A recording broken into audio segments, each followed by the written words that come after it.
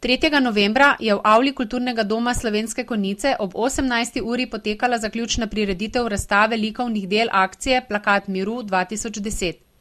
Člani Lions kluba Konjice so letos že 7. zapored pokrovitelji in organizatorji akcije Plakat miru, ki se odvija v sklopu 23. Lions mednarodnega natečaja za mirovni plakat 2010-2011 z naslovom Vizija miru. Namen natečaja je spodbujati otroke, da razmišljajo in se likovno izražajo o miru, prijateljstvu in ljubezni ter o sožitju med vsemi ljudmi po svetu. Pri nas mir imamo, zato prepogosto pozabljamo, da so na svetu tudi kraji, kjer pustošijo vojne vihre. Kakšno bi bilo veselje njihovih prebivalcev, posebej še otrok, če bi doživeli čas miru, si lahko samo predstavljamo. Letos so otroci zopet dobili priložnost, da na svoj način povedo, kaj jim mir pomeni in kako bi mir ustvarili povsod okoli sebe. Natečaj je mednarodnega značaja in ima predpisana pravila, ki vsebujejo tudi določene časovne roke. Vsako leto se ga udeleži okoli 300 000 otrok z vsega sveta, slovenski Lions klubi pa na natečaju sodelujejo od sredine 90. let. Lions klub Konjice je tako kot pretekla leta tudi letos organiziral skupno razstavo z zaključno prireditvijo. Na njej so podelili priznanja avtorjem zmagovalnih del z vsake šole in sodelujočim šolam.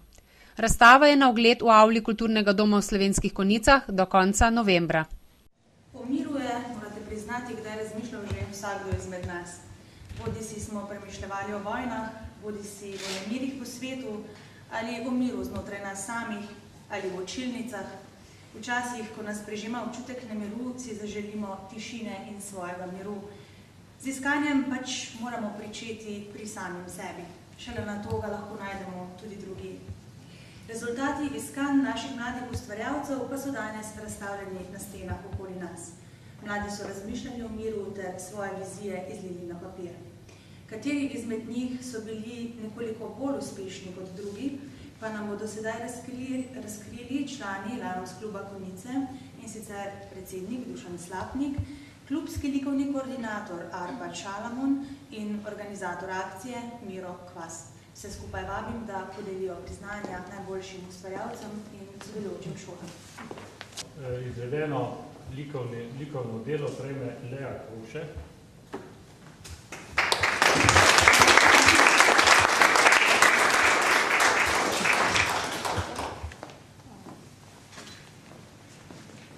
Iz osnovne šole pod Goro prejme to priznanje gospodična oziroma deklica Zala Brgles.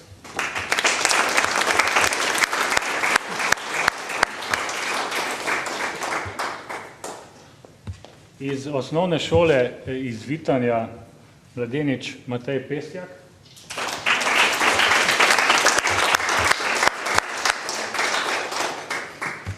In pa iz osnovne šole v Dravini gospodična oziroma deklica Lara Gorjub. Čestitam.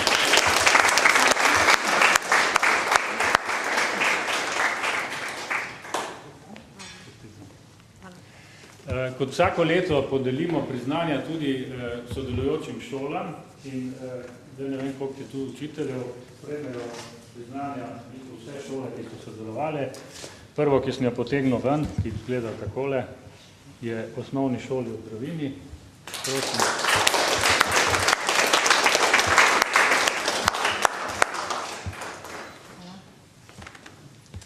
Osnovna šola Loče, likovna pedagoginja se je opravičila, tako da jim bomo dali kasneje.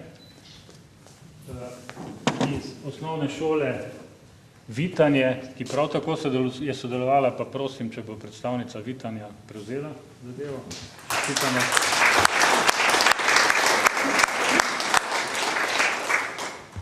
In še iz osnovne šole pod Goro, prosim predstavnika, da prevzame priznanje.